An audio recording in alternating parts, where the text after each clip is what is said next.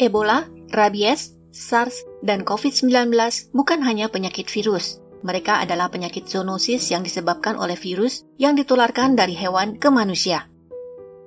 Ada banyak hewan yang mampu menular, tapi ada satu yang secara khusus dianggap sebagai inang super bagi virus, kelelawar. Apa yang membuat kelelawar menjadi tempat berkembang biak yang sempurna untuk virus? Kelelawar memiliki lebih banyak virus zoonosis dibandingkan mamalia lain.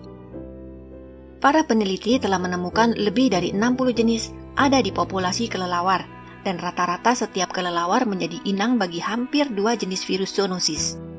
Beberapa di antaranya terkait dengan wabah skala besar seperti MERS, SARS, dan Ebola yang disebarkan ke manusia baik secara langsung dari kelelawar atau melalui inang perantara. Dan ilmuwan menduga bahwa kelelawar juga terkait dengan virus corona COVID-19. Dengan muatan virus yang begitu besar, bagaimana kelelawar dapat bertahan? Para peneliti percaya itu karena kemampuan mereka untuk terbang.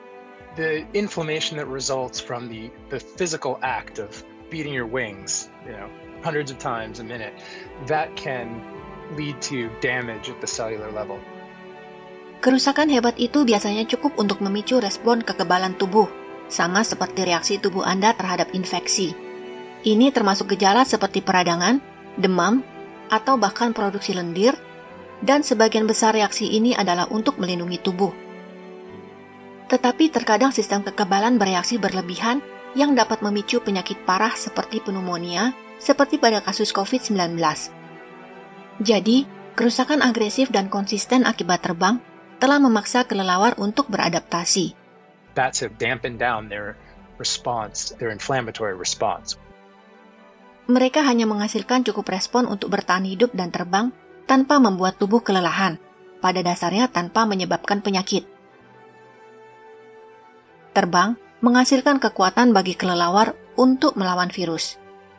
Respon anti-inflamasi mereka yang melemah tidak hanya menghentikan tubuh menjadi kelelahan, ini juga memungkinkan mereka untuk selalu waspada terhadap virus.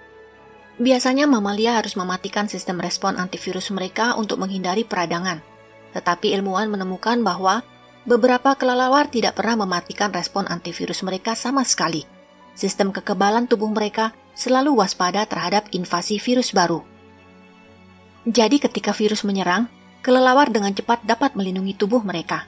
Mereka tidak perlu membunuh virus, tetapi melindungi sel-sel mereka terhadapnya yang pada dasarnya bertindak sebagai inkubator virus, membiarkan virus hanya cukup bertahan hidup.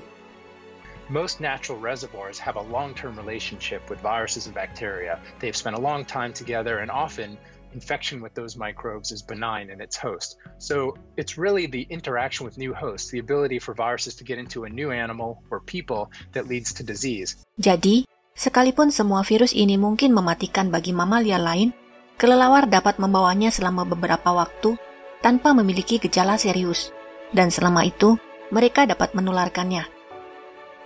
Kelelawar merupakan spesies mamalia yang suka hidup bersama, dan itu meningkatkan penyebaran virus di antara mereka, dan mereka juga suka terbang. Kelelawar dapat menempuh jarak geografis yang luas dalam waktu yang sangat singkat. Ini berarti mereka juga menyebarkan cairan virus ke berbagai hewan, dan hewan-hewan ini bisa menularkannya ke manusia melalui air liur, kotoran, atau air seni, seringkali ketika hewan ditangkap, diburu, disembelih, atau dimakan. Inilah yang terjadi pada tahun 2002 ketika kelelawar tapal kuda menginfeksi musang dengan SARS, yang kemudian menularkan penyakit tersebut ke populasi manusia.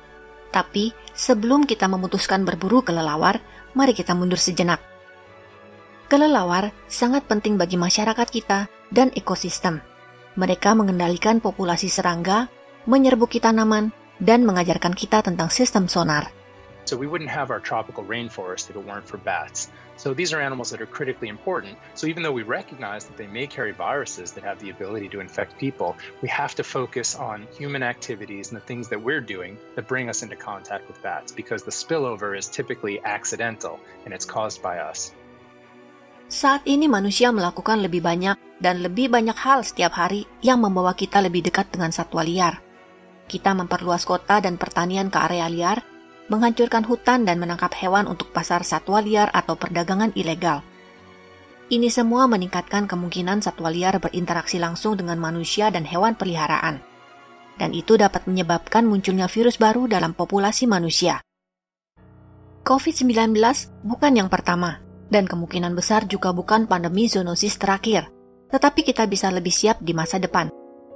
We need to continue to put resources into public health measures, strengthening health systems in countries that are most vulnerable to emerging diseases, and continuing to understand what viruses are out there that are potentially risky for human health, and what are the activities, what are the actions going on that put us at risk, so that we can work with local communities and with countries, including the United States, to try to reduce high-risk behaviors.